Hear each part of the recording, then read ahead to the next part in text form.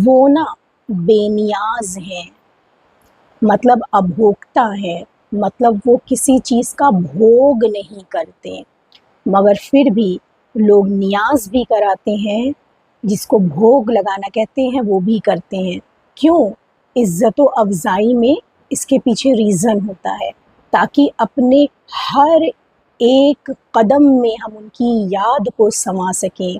कदम कौन-सा? अपने हर एक सोच में, हर एक ख़याल में, हर एक विचार में उनको हम भर सकें, क्योंकि हमको पता है उनके बिना हम कुछ नहीं। मगर एक बात बताइए, कहीं ऐसा तो नहीं आपके अंदर भी उनका हिस्सा खा लेने की आदत है? कहोगे ऐसा कैसे हो सकता है?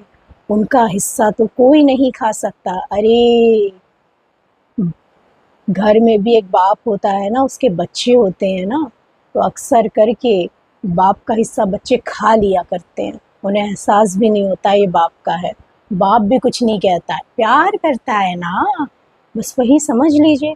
रब का भी वही हाल है, परमात्मा का भी वही हाल है। कौन सा हिस्सा खा लेते हैं उनका लोग? इल्म किसकी देन है? ज्ञान किसकी देन है? उनकी।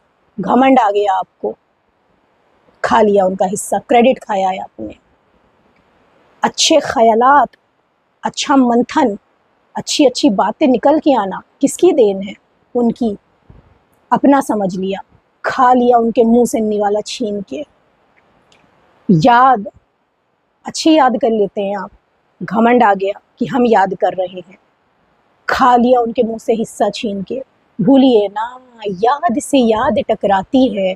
किसी के साथ डेटिंग पे जा रहे हैं, अगर वो इंसान ही ना आए, चाहे जितना अच्छा तैयार होकर के गए हों, जितना बुके लेकर के गए हों, गिफ्ट लेकर के गए हों, खाक में मिल जाएगा सब, अगर वो मिलना ना चाहे तो, अगर वो याद में आना ना चाहे तो, अगर वो चाहे ना कि आपकी याद और उनकी याद टकराए तो याद भी किसकी देन? उन्हीं की देन।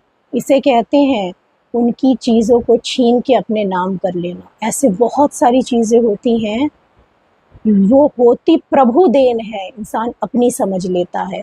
वो होती वो अल्लाह की देन है, मगर बंदा अपना समझ लेता है। आपका कुछ नहीं है, आपका कुछ नहीं है। जिस दिन ये समझ गए, उसी दिन असल मायने में उनसे जुड़ गए। क्योंकि फिर आपको पता है जब हम कुछ है ही नहीं तो हम उससे कनेक्ट रहें, उसी में फ़ायदा है।